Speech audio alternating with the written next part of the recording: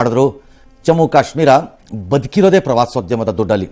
ಹಾಗಾಗಿ ಬಹು ಸಹಜವಾಗಿ ಎಲ್ಲವೂ ಸರಿ ಹೋಗ್ತಿದೆಯೇನೋ ಅನ್ನೋ ಹಂತದಲ್ಲಿ ಯಾವ ಅನುಮಾನವೂ ಇಲ್ಲದ ರೀತಿಯಲ್ಲಿ ಸಂಪೂರ್ಣವಾಗಿ ದಾರಿ ತಪ್ಪಿ ಹೋಗಿರುವ ಭಿಕ್ಷುಕ ದೇಶವಾದ ಪಾಕಿಸ್ತಾನದ ಕುತಂತ್ರದ ಮುಂದುವರಿದ ಭಾಗದಂತೆ ಸ್ಪಷ್ಟವಾಗಿ ಕಾಣಿಸುತ್ತಿರುವ ಇವತ್ತಿನ ಘಟನೆ ನಡೆದಿದೆ.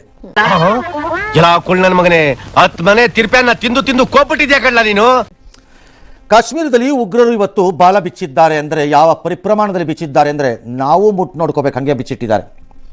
ಹಿಂದೂಗಳನ್ನು ನರಮೇಧ ಮಾಡಿದ್ದಾರೆ. ಪೆಹಲ್ಗಾಮ್ ಬಳಿ ಒಂದು 3-4 ಕಿಲೋಮೀಟರ್ ಒಳಗಡೆ ಇರಬಹುದಾದ ಸಣ್ಣ ಗುಡ್ಡಗಾಡು ಪ್ರದೇಶದಲ್ಲಿ ಕುದುರೆ ಸವಾರಿಯಲ್ಲಿ ತೊಡಗಿದ್ದ ಪ್ರವಾಸಿಗರು ಅಥವಾ ಇನ್ನಿತರ ಮೋಜಿನಲ್ಲಿದ್ದಂತಹ ಪ್ರವಾಸಿಗರ ಬಳಿ ಬಂದು ಒಬ್ಬೊಬ್ಬರನ್ನು ಹಿಡಿದು ನಿಲ್ಲಿಸಿ, ನೀನು ಯಾರು, ಹಿಂದೂನಾ ಮುಸ್ಲಿಮ ಕೇಳಿ, ಓಕೆ ಹೆಸರೇನು ಕೇಳ, ಅಲ್ಲೇ ಶೂಟ್, ಸಾಲು ನಿಲ್ಲಿಸಿ ಶೂಟ್ ಮಾಡಿದ್ದಾರೆ. ಈ ಹಸಿ ಸೂಳೆ ಆಟ ನನ್ನ ಹತ್ರ ಇಟ್ಕೋಬೇಡ, ನಿನ್ನ ಅಯ್ಯನ್ ಚಿಕ್ಕದಲ್ಲಿ ದಮ್ಮಿದ್ರೆ ಸ್ಟ್ರೈಟ್ ಆಗಿ ಡೀಲ್ ಮಾಡೋ ಗಾಂಡು. 30ಕ್ಕೂ ಹೆಚ್ಚು ಜನರ ಕೊಂದಿದ್ದಾರೆ ಸದ್ಯದ ಲೆಕ್ಕದಲ್ಲಿ. ಇಬ್ಬರು ವಿದೇಶಿಯರು ಕೂಡ ಈ ಅಟ್ಟಹಾಸಕ್ಕೆ ಬಲಿಯಾಗಿದ್ದಾರೆ. ಒಬ್ಬರು ಇಸ್ರೇಲು, ಇನ್ನೊಬ್ಬರು ಇಟಲಿ ಅಂತೇನೋ ಹೇಳ್ತಾ ಇದ್ದಾರೆ. ಇದರ ಜವಾಬ್ದಾರಿಯನ್ನು ಯಾವುದೋ TRF ಅಂತ ಒಂದು ಸಂಘಟನೆ ನನ್ನದು ಅಂತ ಹೇಳ್ಕೊಂಡಿದೆ. ಅಯ್ಯೋ ಹೇಡಿಗಳನ್ನು ತಗೊಂಬಂದು ಕಚಡ, ಏನು ತಿಂತೀಯೋ ನೀನು, ನಿಮ್ಮ ಅಪ್ಪ ಅಮ್ಮ ನೀನೊಬ್ಬನೇ ಎಲ್ಲ ಹುಟ್ಟಿಸಿರೋದು, ಧೈರ್ಯ ಇದ್ರೆ ಆಚೆ ಬಂದು ತೋರಿಸ್ಬೇಕು, ತಲೆ ಮರೆಸ್ಕೊಂಡೆಲ್ಲ ಕೂತ್ಕೊಳ್ಳೋದಲ್ಲ. ನನಗೇನಾದರೂ ನಿನ್ನ ಅಡ್ರೆಸ್ ಸಿಕ್ಕಿದ್ದಿದ್ರೆ, ನಾನು ಜಮ್ಮು ಕಾಶ್ಮೀರದ ಇನ್ಚಾರ್ಜ್ ಆಗಿದ್ದಿದ್ದರೆ ನಿನ್ನ ಮನೆಯಲ್ಲಿರೋರ್ಗೂ ಹೀಗೆ ಗುಂಡು ಹೊಡಿಸ್ತಿದ್ದೆ. ಇದು ಆಕ್ಚುಲಿ ಚೆನ್ನಾಗಿರೋದು. ಪುರುಷರನ್ನ ಟಾರ್ಗೆಟ್ ಮಾಡಿ ತಲೆಗೆ ಗನ್ನನ್ನು ತಲೆಗೆ ಇಟ್ಟು ಹೊಡೆದಿದ್ದಾರೆ. ಕೆಲವ್ರನ್ನೆಲ್ಲ ಪಾಯಿಂಟ್ ಬ್ಲಾಂಕಲ್ಲಿ ಹೊಡೆದಿದ್ದಾರೆ.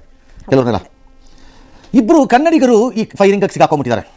ಒಬ್ಬರು ಶಿವಮೊಗ್ಗದ ಮಂಜುನಾಥ ರಾವ್, ಅಲ್ಲಿ ಏನೋ ರಿಯಲ್ ಎಸ್ಟೇಟ್ ಕೆಲಸ ಮಾಡ್ಕೊಂಡು ಇದಾರಂತೆ ಅವ್ರು ಪಡೆದವ್ರು. ಪಾಪ ಅವ್ರ ಶ್ರೀಮತಿ ಮತ್ತು ಮಗ ಮೂವರು ಅಲ್ಲಿ ಟೂರ್ಗೆ ಹೋಗಿದ್ದಾರೆ. ಬಿಕಾಸ್ ಮಗಂದೇನೋ PUC ಎಕ್ಸಾಮ್ ಮುಗೀತಂತೆ, ಭಾಳ ಅದ್ಭುತವಾದ ಮಾರ್ಕ್ಸ್ ಏನೋ ಬಂದಿದೆ ಅವನಿಗೆ, ಹೋಗೋಣ ಅಂತ ಕರ್ಕೊಂಡು ಹೋಗಿದ್ದಾರೆ. ಮೋಸ್ಟ್ಲಿ ಅವರನ್ನು ಹೋಗಿ ಹೆಸರು ಕೇಳಿ ಅವ್ರು ನಿಲ್ಲಿಸಿ ಹೊಡೆದಿದ್ದಾರೆ, ಹಣೆಗೋ ತಲೆಗೋ ಹೊಡೆದಿದ್ದಾರೆ. ಫಸ್ಟ್ ಶೂಟ್ ಆಗಿದೆ ಇವ್ರದ್ದು ಅಂತ ಗೊತ್ತಾಗ್ತದೆ. ಇವ್ರದ್ದು.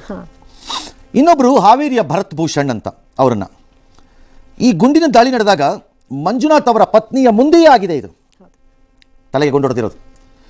ಆಕೆ ಹೇಳ್ತಾರೆ, ಅವನನ್ನು ಹೊಡೆದಾದ್ಮೇಲೆ ನನ್ನನ್ನು ಯಾಕೆ ಬಿಟ್ಟು ಹೋಗ್ತೀರಿ ಅಂತ.